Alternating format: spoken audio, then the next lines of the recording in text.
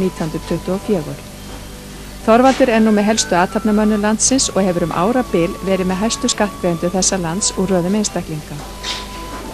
Suður á Vatnsleysuströnd rekur Þorvaldur eitt stærsta svínabú landsins en búið undirstaða umfangsmikillar matvælaframleiðslu á hans vegum. Svínaræktin hefur gengið vel hjá Þorvaldi og það skýrir hann svona. Það þarf það til að hlúa við lagdýrum, að aðbúnaður sé eins góður eins og við óskum að aðbúnaður sé á okkar heimili. Það að til dæmis að húsin séu vel byggð, það má aldrei vera trekkur í þeim, ekki raki og ekki kuldi, heldur mátulegur hiti. Og hitastigið verður að vera mismunandi eftir því hvort það frá fæðingu. Frá fæðingardeildin þarf þennan hita, vöggustofan þarf annan hita og við erum með 5 vöggustofur og þær þurfa 3 hitastig, allt frá 26 og svo lækkar maður það niður í alveg niður 20 stig. Og síðan fer það inn í þá deild sem heitir sláturdeildin og þar lækkar það niður í 18 stig. Hvað þótti fólki þetta ævintýri þegar þú stofnaði þetta svínabú? Já, þeir sem þóttust hafa vita á viðskiptum og verslun, þeir sagði að þetta væri brjálæði að byggja svona stórt svínabú sem var þá með 90 giltur en reyndin hefur orðið svo að við erum síðan 1954, það byrjuði hérna í maí 54, að þá vorum við konur upp í 350 giltur og þetta hefur aukist nákvæmlega eins og markaður sem óskað eftir. Ekki svín heldur leiðilega skemmtur? Mjög skemmtilegar, alveg dýrlega skemmtilegar. Og fyrir þetta hvað eru góðar. Eru þau þrifin? Svín eru aldrei svín nema svínahirðirinn sjálfur sé svín. Það eru hreinlegustu húsdýr jarðarinnar fyrir þetta kvettingarsinn. Því að þau gera aldrei þarfir sínar í básinn sinn eða finna mismun á básnum og flórnum. Áttu uppáhaldsskiltu? Það eru allar. Ef hún ekki uppáhald þá fyrir við í fílu við hana. En uppáhaldsskvöld? Já, þeir eru nú margir. Það er alveg þær sem eiga uppáhaldsskiltuna. Skýrur það? Já, ég gerði það nú einu sinni. En það hefur gleymd svoleiðis að endurnýja eiginlega nöfnin. Það var Kleópatra á sínum tíma. Svo var það málarinn Monroe. En aðal gölturinn okkar, það var Hannibal. Það var engi komið hans í staði síðan. Var hann frjósamur? Já, frjósamur og sterkur og myndalegur og stæðilegur. En hann á mörg afkvæmi, svo ég get trúið að veri Hannibal 12 í dag. Oft hefur Þorvaldur verið í fararbroddi með ýmsar nýjungar hér á landi, bæði í matvælaframleiðslu, veitingarekstur og öðru.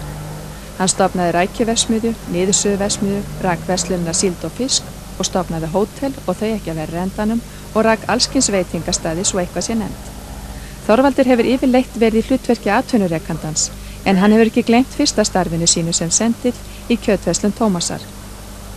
En hvernig var það starf í augum Þorvalds? Það var hjá Tómasi.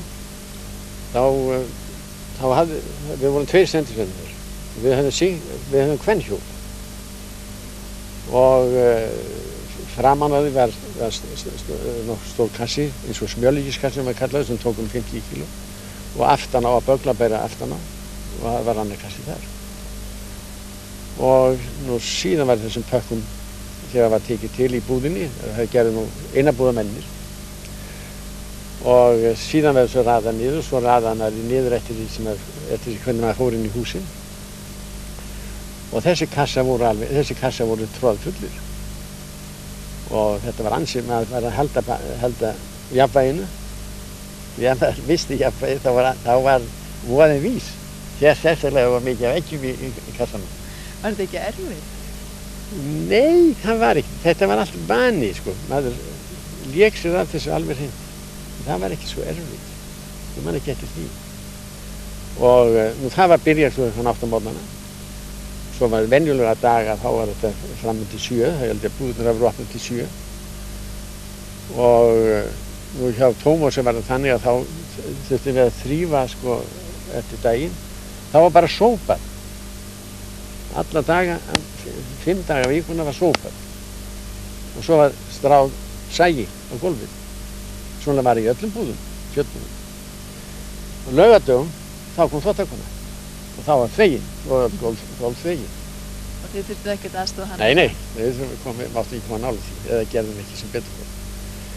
Nú, svo laugardögum, þá voru sendiferðina meiri, miklu meiri, og við héldum áfram svo lengi sem að húsmæðurinn vildi opna fyrir okkur, það voru ekki háttaður, og það sem svoleiðis stóð á heimilunum, þá var maður að fara klukkan 8 á sunnudagsmorgun til þess að klára það sem eftir var. Voru það fínu frúrnar sem létu senda sér matinn heim? Fína frúrnar, hvað kallar þau fína frúrnar? Velstæðar konur. Það voru ekki nema velstæðar konur sem það gátu pantað. Hitt fólki var að kaupa þetta sjálfs. Það var allt þannig, þetta voru afskaplega elskulega konur sem gaukuðu að manni svona mjólkurglasi eða maltölflösku eða 10 ring eða 25 ring og svona, þetta var allt elskulega konur. Hvað hafðir svo í laun fyrir þetta? Það er 35 krónar á mánuði. Og varst að hjóla á hjólinu með vörurnar að vetrinu líka? Það var sleði. Það var sleðar. Hvort var auðveldara? Það var mikið léttara með sleðar, mikið léttara. Hvernig sleðar voru þetta? Það voru bara trésleðar með kúptum járnum undir, runnu vel, sem maður gæti rent sér niður brekkunar. En það var alltaf verða í bakaríunum. Ég var til þessi Björnsbakarí, þá hitti maður aldrei svo strák á sínum aldri sem ekki hefði verið sendur fyrir Björnsbakarí. Það var svona erfiði og púr, þar var erfið og púr. Þar voru þessi stóru handvagnar, eins og notað voru uppskipunni hjá Eimskip og Sameinaða. Og þá þurfti maður að hafa Björnsbakarí útsölu til þess upp á Baldursgötu 10. Og þessi vagn var sneisafullur af brauðum og vínabrauðum og rúgbrauðum og settumbrauðum og kringlum og snúðum og öllu slíkum. Svo var maður að bíða á bókleysingum. Þar þangað eitthvað góðhjartaður maður kom og ýtti á vagninu upp brekkurnar. Því það var að brattan að sækja alveg frá Lækjargötu upp á Baldursgötu. Það var útilokað fyrir einn einasta strák að komast með þetta einsamall. Hann varð að fá aðstoð, einhvers góðhjartaður manns þetta á þessi.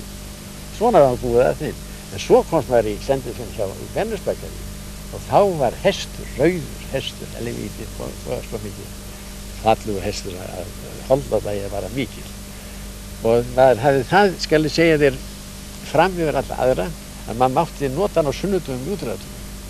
En það gerði enginn með einu sinni. Takk fyrir. Hann var svo latur, blessaður hesturinn. Hann var nóg eftir vikuna. Já, hann var svo. Var litið niður á sendisveinana af innabúðamönnunum? Nei. Bakararnir voru vestir, þeir gáfum alltaf á sparkir að sinn þegar maður fór út úr dyrnar. En það gerði aldrei, það var bara þeirra vanið þegar það lært þetta í Danmörku. Þorvaldur var sonur einstæðrar móður úr Meðallandi og fyrsta heimilið þeirra í Reykjavík var lítið kjallaraherbergi undir stiga. Með vinnusemi og elju komu smækin henni af og telur Þorvaldur að engin ástæða hafi verið til að vorkenna þeim þó úr litlu hafi verið að moða. Við vorum venjulega í einu herbergi og aðstoð, eldunar aðstoð, við þekktum ekkert, maður þekkti ekkert annað.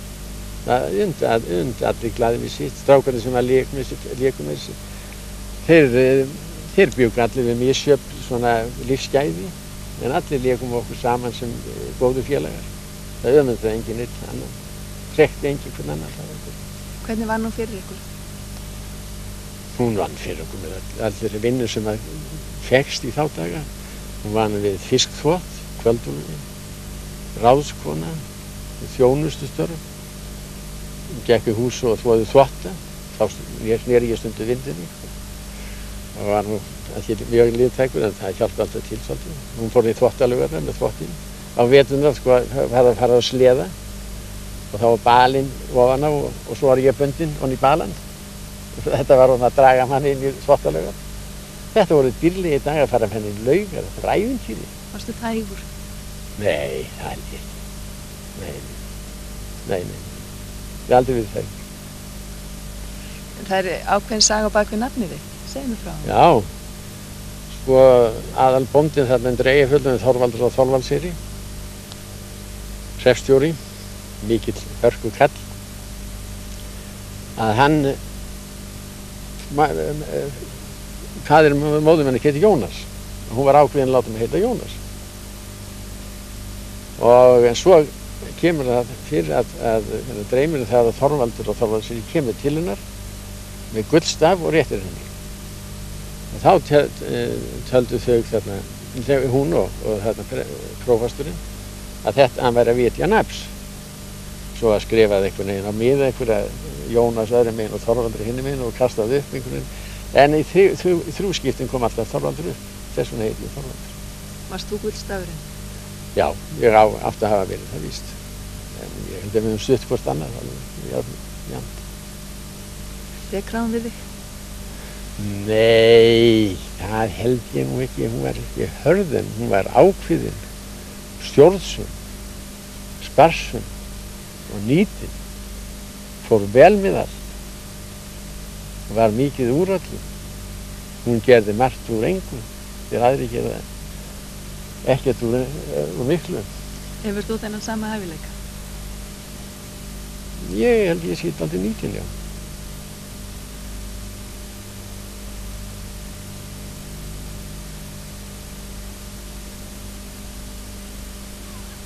Það er alveg ljómandi gott. Lýstu tilfinningunni? Ég get tilfinningunni. Ég get sagt þér það, sko, að þú ert ríkur af andlegum eða veraldlegum auði, áttu það við. Sko, það er nákvæmlega sama, alveg getur líktið þannig, það er nákvæmlega sama. Og það er þegar maður er með dýrin hérna á minnivarslisum. Að hlúa vel að þeim, þá gefur þau arð. Ef þú hugsa vel peningana, hlúar að þeim svolítið, þá aðlagast þau, þá koma þau til þín. Alveg svo dýrin þegar þú klappar og gælir við þau og ert góður við þau, þá koma þau til þín, þegar ég vil elta þig. Alveg eins með peningana. Bara að fara vel með þá, ekki að vöðla þeim í vasan, grýta þeim hingað og þangað, og vera kærulaus með peninga og allt líkt. Saman getur aldrei verið ríkur. Hún líður aldrei vel heldur. Hann er trassi.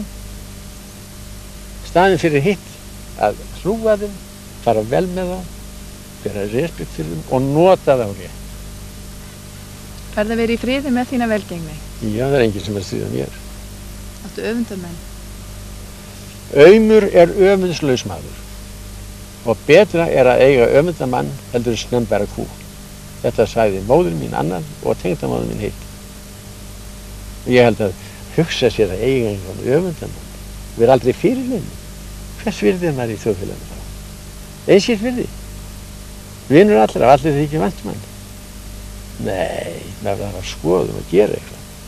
Að gera vera fyrir eitthvað. Til góðs aftur.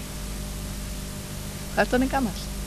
Ég er eitthvað, þú ert að spyrja hvað ég er ungur heldur. Hvað ert ungur? Hvað ert ungur? Ég losa 70 ár. Losar þú 70 ár? Já. Og hvað hérna er það mörg yfir?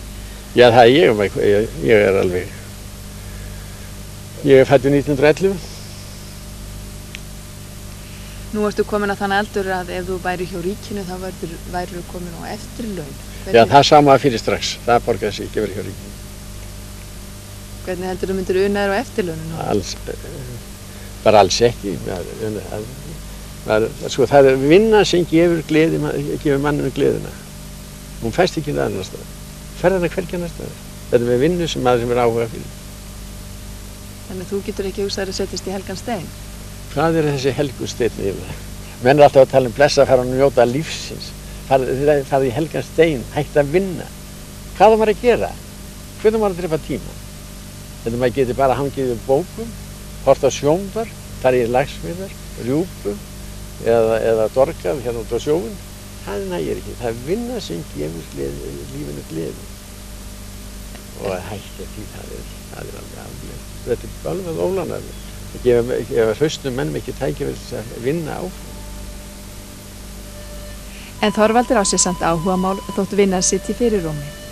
Hann er þekktur listaverkasafnari og á eitt merkasta listaverkasafn í einkaeign hér á landi.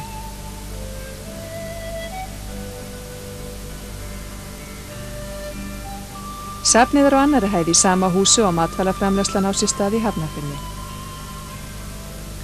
Þarna eru listaverk af ýmsum toga, málverk, skúlptúrar, postulínsstyttur og veggteppi að ógleyndri vinnustofu Kjarvals sem Þorvaldur keypti til þess að hún lent ekki til Danmerkur.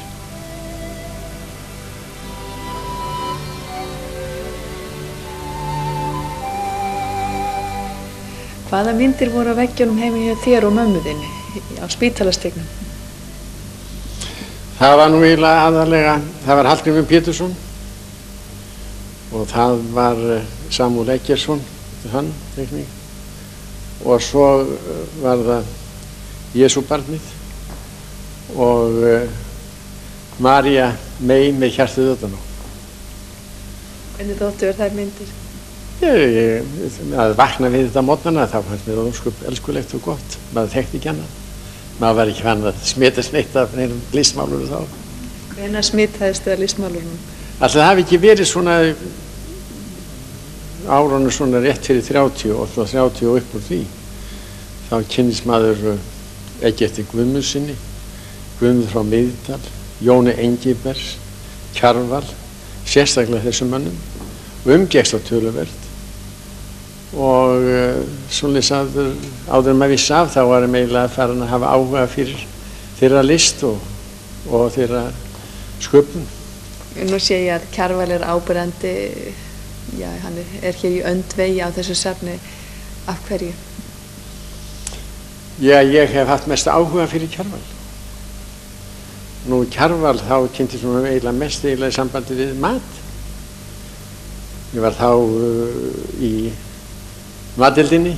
Það kom fyrir að hann bað mig að aðstoða sig með að sjóða fyrir sér sviðakemmi eða hangjurslæði eða eitthvað slíkt, og skrapp ég þá með þetta oft eftir lokun til hans upp á herbyggi sem við setjum nú hérna í, akkurat þetta herbyggi hérna, og ferðum við þetta, og svo fórum við að rappa saman. Það var afskaplega fróðleiksfús til þess að segja manni ýmsa hluti svona, og sérstaklega þegar vissið að móðir mín var ættuð úr Meðalandinu og næsta bæ við hans fæðingarstað, að þá tengdu svona vináttuböndi meira heldur en ella, og ég fekk áhuga á hans list og hann fekk áhuga á minni matarlist. Nú eldar handunum, kunni hann að meta góðan mat? Já, saman orðað. Hann skal segja að hann borðaði allt sem var íslenskt og gott, góður matur. Til dæmis þegar hann fekk sér skýr, þá fekk hann sér svona ís úti og blandaði saman. Og þegar maður sagði við hann, þetta fenn nú ekki, það er ekki alveg rétti borðseiðir. Borðseiðir, þetta er allt nákvæmlega sér í maganum komið. Og þar með var máltíðin búin. Hvernig fer það á uppboðum? Ég rétti upp hendina, býð betur heldur sá sem var á undan. Það er ekki, hefur aldrei farið á uppboð. Endilega farið á uppboð, það er mjög skemmtilegt. Það er mjög gaman, það er ævintýri líka, sko, sjá þetta, þegar uppboðshaldarinn kemur með tölurnar og býður nokkuð betur, býður engi betur. Þetta er ágætismynd, hann er nýdáið.